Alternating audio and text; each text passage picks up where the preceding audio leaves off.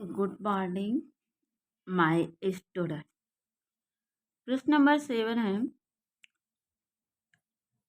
भारत में समावेशी शिक्षा के इतिहास का विस्तार पूर्वक वर्णन कीजिए।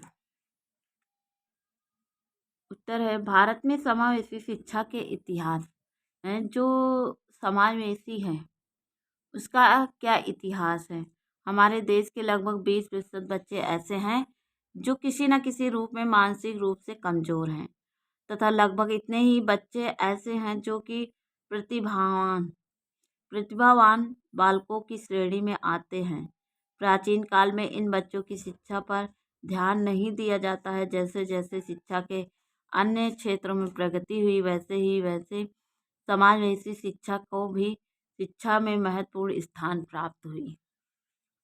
भारत में समावेशी शिक्षा के क्षेत्र में सबसे महत्वपूर्ण भूमिका कोठारी कमीशन ने निभाई है। कोठारी कमीशन 1964 से 1966 में कहा गया कि जब तक बालकों के विशिष्ट समूह के लिए उपयुक्त शिक्षा सेवाएं उपलब्ध नहीं कराई जाती तब तक बाधित बालकों को शिक्षा संस्थाओं में प्रवेश प्रारंभिक अवस्था में कम होगा। इन्होंने बाधित बालकों का प्रतिशत 0.07 माना तथा यह ऐसे बालक थे जो कि प्रारंभिक शिक्षा ग्रहण करते थे। परंतु जब राष्ट्रीय शिक्षा नीति NEP 192 ने आंकड़ों की गणना की तो यह प्रतिशत 1% निकला। इस प्रतिशत से यह बात स्पष्ट हुई कि देश भर में लाखों ऐसे बालक हैं जो कि प्रारंभिक शिक्षा से वंचित हैं, अर्थात यह बालक अस्वीकारात्मक होते हैं। चूँकि भारतीय संविधान एवं ऐसा संविधान है जिसमें प्रत्येक के लिए शिक्षा को अनिवार्य माना गया है, लेकिन यह विशिष्ट समूह के बालक आविष्कारात्मक प्रवृत्ति की वजह से या तो विद्यालय नहीं जाते और यदि जाते भी हैं तो अन्य बालकों के नकारात्मक व्यवहार के कारण विद्यालय से पलायन कर पाते हैं। शिक्षा क्षेत्र में बाधितों की संख्या में उन्नति शिक्षा संस्थाओं में रेखीय प्रावधान के कारण नहीं हो पाई, जबकि 80% शिक्षा में निम्नलिखित तथ्यों को शामिल किया कोठारी कमीशन के अनुसार। नंबर फर्स्ट है, बाधित व सामान्य बालकों में ऐसी प्रवृत्ति का विकास किया जाए जिससे वह एक दूसरे को समझ सके। शिक्षा व्यय में कमी की जाए। नंबर 3, राष्ट्रीय शिक्षा नीति 1986 में भी यह कहा गया कि जहाँ तक हो सामान्य या विशिष्ट बालकों को एक साथ शिक्षा देनी चाहिए।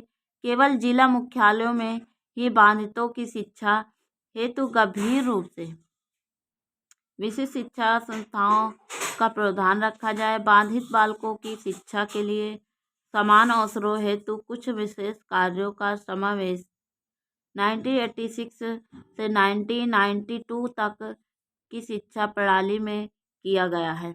यह निम्नलिखित है।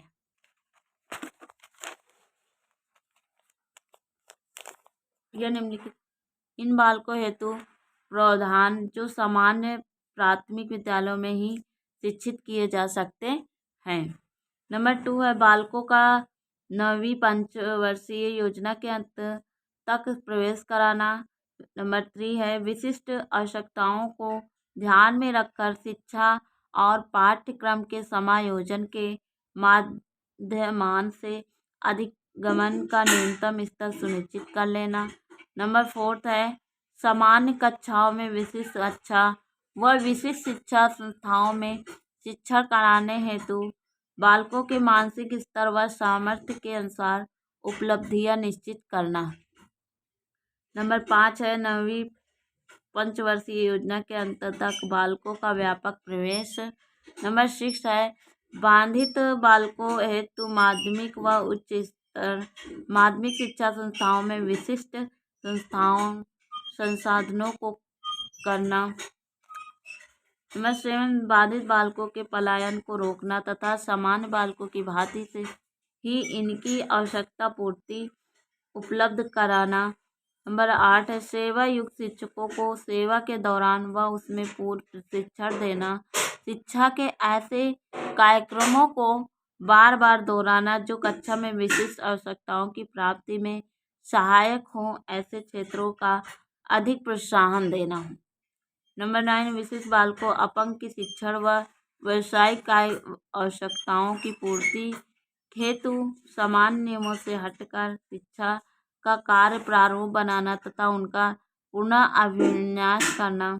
इस प्रकार हम देखते हैं कि पहले जहाँ सिर्फ सामान्य बालकों की शिक्षा पर बल दिया गया जाता है था, आज वहीं प्रत्येक बालक चाहे वह सामान्य हो अथवा विशिष्ट, उनकी शिक्षा पर बल दिया जाता है। हालांकि हमारे संविधान में प्रत्येक बालक की प्रारंभिक स्तर की शिक्षा का प्रावधान है जो सभी के लिए आवश्यक है। अधिकांश ऐसे समूह के बालक या तो शिक्षण संस्थाओं में प्रवेश ही नहीं लेते अथवा किसी न किसी कारणवश शिक्षा आधी अधूरी छोड़ देते हैं। शिक्षण क्षेत्र में बाधितों की संख्या में उन्नति विशिष्ट शिक्षा संस्थाओं में रेखीय प्रावधान के कारण नहीं हो पाती, जबकि 90% बालक सामान्य कक्षाओं में शिक्षा ग्रहण करते हैं। राष्ट्रीय शिक्षा नीति 1986 में यह दृढ़तापूर्वक कहा गया कि जहाँ तक संभव हो शारीरिक रूप से बाधित तथा अन्य समान बाधित बालकों की शिक्षा एक साथ तथा सामान्य बालकों बाधित बालकों की शिक्षा एक साथ तथा सामान्य बालकों के समान होनी चाहिए। केवल जिला मुख्यालयों में गंभीर रूप से बाधितों की शिक्षा के लिए विशेष शिक्षण संस्थाओं में प्रवेश होगा। सन 1986 तथा 1992 का क्रियान्वयन का प्रारूप प्राचीन स्थापना के सिद्धांतों को अपनाने की सलाह देता है। इसका ऐसा मानना है कि ऐसे बाधित बालक जिनकी शिक्षा सामान्य स्कूल में संभव है, उनकी शिक्षा केवल सामान्य स्कूलों में ही होनी चाहिए, विशिष्ट स्कूलों में ही नहीं।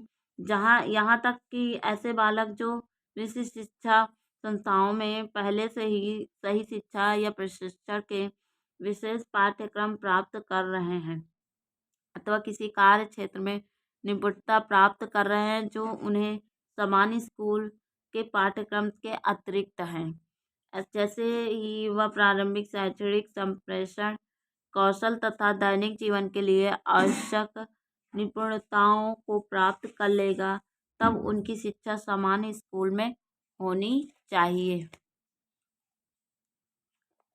प्राचीन काल में समावेशी शिक्षा का उद्भवन एवं विकास।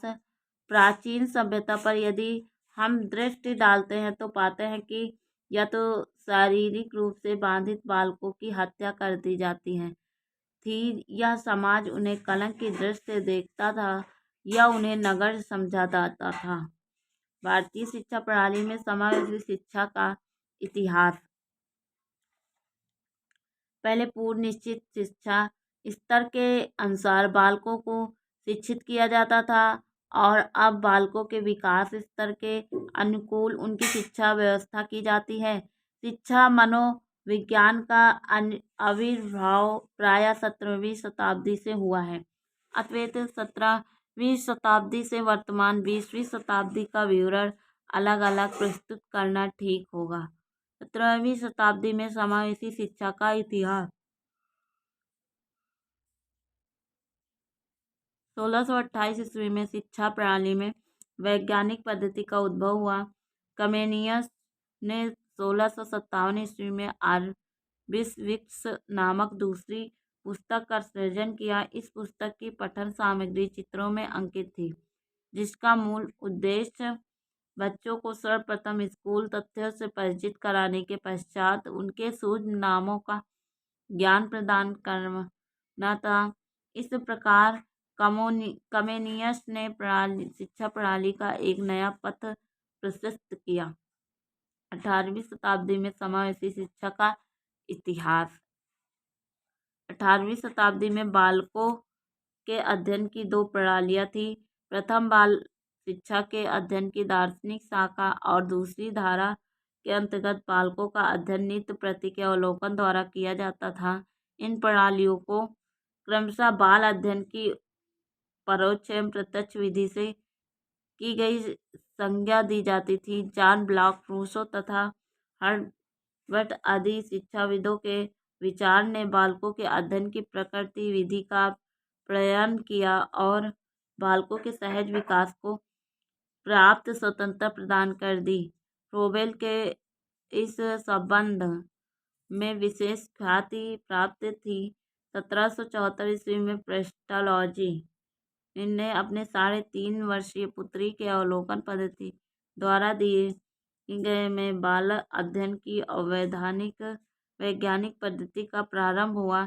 19वीं शताब्दी के पूर्वार्ध में बालकों के अध्ययन में उनकी गति में इतनी तीव्रता नहीं रही जितनी इसके उत्तरार्ध काल में है।